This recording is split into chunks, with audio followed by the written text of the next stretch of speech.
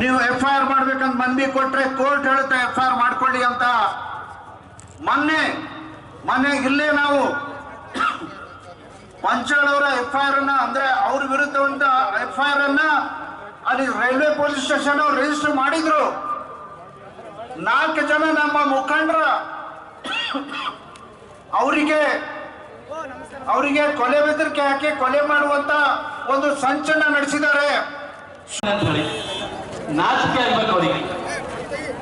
ಆ ಒಂದು death note ನಲ್ಲಿ ನಿಮ್ಮ ಮತ್ತು ಬಹಳ ಬೇಕಾದವರು ನಿಮ್ಮ ಹೆಸರೆಲ್ಲ ಉಲ್ಲೇಖ ಮಾಡಿ ಆತ್ಮಹತ್ಯೆ ಮಾಡಿಕೊಂಡಂತ ವ್ಯಕ್ತಿಯ ಮನೆಗೆ ನಿಮ್ಮ ಸರ್ಕಾರದ ಪರವಾಗಿ 8 ದಿವಸದವರೆಗೆ ಯಾರು ಹೋಗ್ಲಿಕ್ಕೆ ಪ್ರಯತ್ನ ಮಾಡಲಿಲ್ಲ.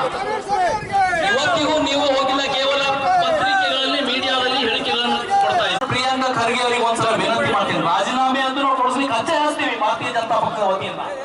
ಆದ್ರೆ ನಿಮಗೆ ನಿಜವಾಗಿ ಮಾನವೀಯತೆ ಇದ್ರೆ ನೀವು ಒಂದ್ಸಲ ಸಚಿನ್ ಪಂಚಾಳ್ ಮನೆಗೆ ಹೋಗಿ ಆ ಕುಟುಂಬಸ್ಥರಿಗೆ ಒಂದ್ಸಲ ಭೇಟಿಯಾಗಿ ಬನ್ನಿ ಅಂತ ವಿನಂತಿ ಮಾಡ್ತೀನಿ. ಇವತ್ತು ಸಚಿನ್ ಪಂಚಾಳ್ ನಿಮ್ಮವರೇ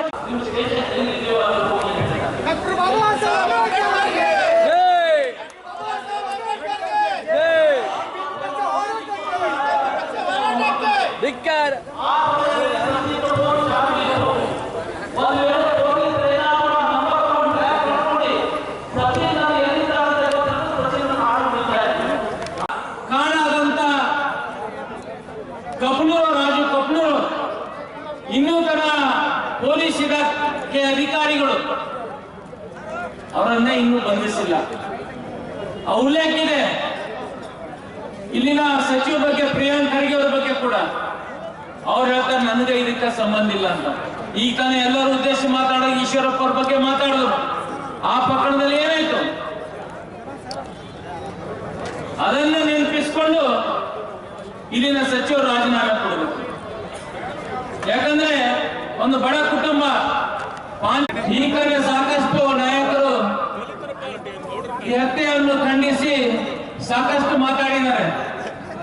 ಮೊನ್ನೆ ಕೂಡ ಬೀದರ್ನಲ್ಲಿ ರಾಜ್ಯಾಧ್ಯಕ್ಷರಾದ ವಿಜೇಂದ್ರ ಅವರಾಗ್ಲಿ, ಚಲವಾದಿ ನಾರಾಯಣ ಸ್ವಾಮೀಜಿ ಅವರಾಗ್ಲಿ, ರವಿಕುಮಾರ್ ಅವರಾಗ್ಲಿ ಆ ಕುಟುಂಬದ ಮನೆಗೆ ಭೇಟಿಯಾದಾಗ ಆ ಕುಟುಂಬದ ಹೇಳಿಕೆಯನ್ನು ನೋಡ್ತಾ ಇದ್ದಾಗ ನಮ್ಮೆಲ್ಲರ ಕಣ್ಣಿಗೆ ನೀರು ಬಂದು, ಸುಮಾರು 5 ಜನ ಅವರ ತಂಗಿಂದಿರು, ತಂದೆ ತಾಯಿ ನಾಯಕರಾದ ಆರ್ ಅಶೋಕ್ಜಿ ಅವರೇ, ಇನ್ನೋರು ನಾಯಕರು ಚಲವಾದಿ ನಾರಾಯಣ ಸ್ವಾಮೀಜಿ ಅವರೇ, ಇನ್ನೋರು ನಾಯಕರು CT ರವಿಜಿ ಅವರೇ, ವೇದಿಕೆ ಮೇಲಿದ್ದಂತ ಎಲ್ಲ ನನ್ನ ಶಾಸಕ ಮಿತ್ರರೇ, P ರಾಜೀವ್ ಅವರೇ, ಎಲ್ಲ ಜಿಲ್ಲಾಧ್ಯಕ್ಷರೇ ಹಾಗೂ ಎಲ್ಲ ಮಾಜಿ ಶಾಸಕರೇ, ಮಾಜಿ ಪದಾಧಿಕಾರಿಗಳೇ, ರಾಜ್ಯ ಜಿಲ್ಲೆ ರಾಷ್ಟ್ರದ ಪದಾಧಿಕಾರಿಗಳೇ, ನನ್ನ ಇಲ್ಲಿ ಅಪಾರ ಸಂಖ್ಯೆಯಲ್ಲಿ ನಡೆದಂತ 3 ಜಿಲ್ಲೆಯ ಕಾರ್ಯಕ್ರಮ ಕೊನೆ ಹಂತಕ್ಕೆ ತಲುಪಿಸುವಂತ ಒಂದು ಕೆಲಸ, ಒಂದು ಜವಾಬ್ದಾರಿ ನಮ್ಮ ಪಕ್ಷದ ವತಿಯಿಂದ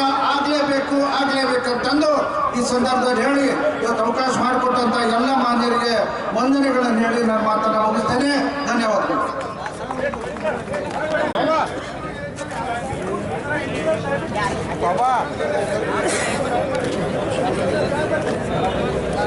बोलो भारत माता की,